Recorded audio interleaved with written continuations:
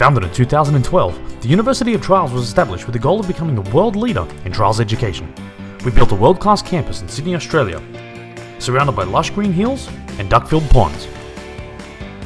We even brought in some of the most passionate training staff in all of the industry. But as you can see, nobody wants to sit in a classroom and talk about video games. So for the first time in 2013, we're offering online training modules. Welcome to the University of Trials.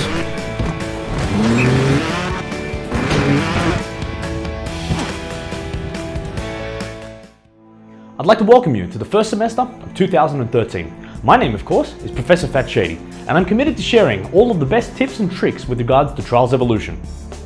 While initially these classes will be aimed at some of the newer riders to the Trials Evolution series, as we progress through the semester, you will gradually acquire all of the skills you'll need to be the best rider you can be. Are you ready for today's lessons?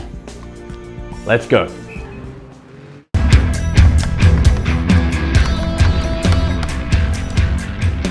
There's a huge amount of bikes that are available to you in Trials Evolution, and one of the easiest things you can do to help your sort of leaderboard positioning and help you get the right time is to actually make sure you're using the right bike to start with. It's very easy to sort of get comfortable with one bike and think that that's all you're going to use.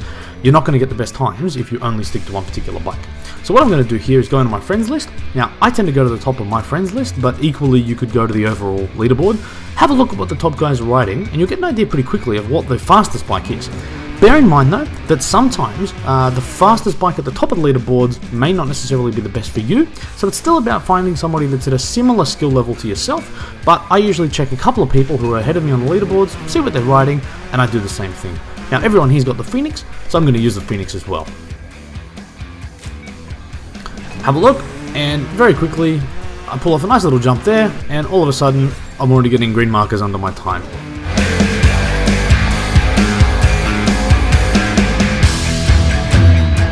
The next feature I want to talk about is utilization of the ghost function to compete against people on your leaderboard.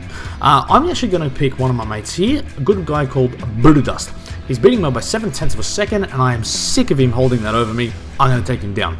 I'm going to press this play against the ghost option, and what that will do is actually put his gamer tag and a little marker over the top of my replays now. So what I can actually do is, as I'm riding, I can watch exactly where he was at during his best run in real time. So all the split times that I get now are actually relative to his best time, telling me that at the moment I'm a second and a half ahead of his best at this point in time in the track. So as I race now, I'm actually getting the motivation of seeing how I stack up against him, not how I am against my own best time. So that can actually really help you when you're trying to climb up the leaderboard by having people on your friends list or someone you're competing against that's higher than you. The important thing here too is that it sort of stimulates that competition and gets you that motivation to beat people by 9/10 of a second. Thank you, Buddha Dust. Look forward to your reply.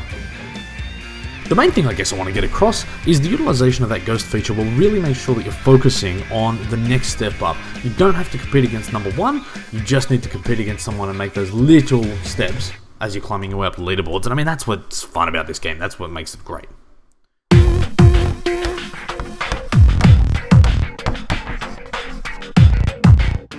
What we have here is a series of bunny hops, and what I guess I'm trying to show you is that these things happen constantly. If you don't know how to bunny hop, you're going to really struggle at some of the harder and extreme tracks.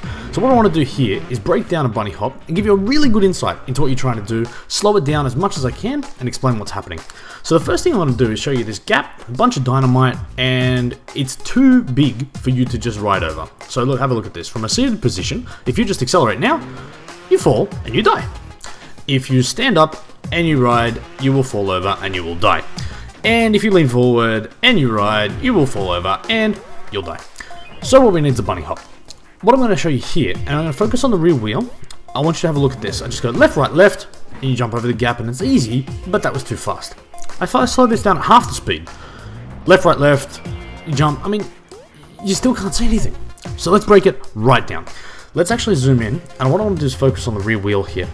When I start to accelerate, I press to the left. And what it will do is seriously compress that back wheel. All my weight goes backwards, the pressure's right on the springs there. Now, I flick to the right. By doing that, body weight goes forward, the momentum that I create lifts the bike up, and now I've sort of pulled the bike back underneath me. And when I land, you can see here, I've cleared the jump easily.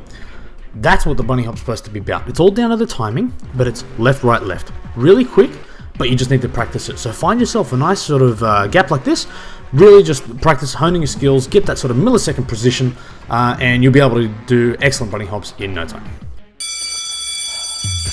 Well, that's all we've got time for today, class. But what type of professor would I be if I didn't give out a little bit of homework?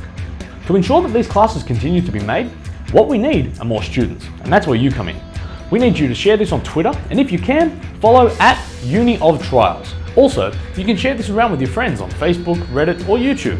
Leave some comments there and let us know what you think. The best thing about this assignment, however, is that the student with the highest score will take away this awesome prize.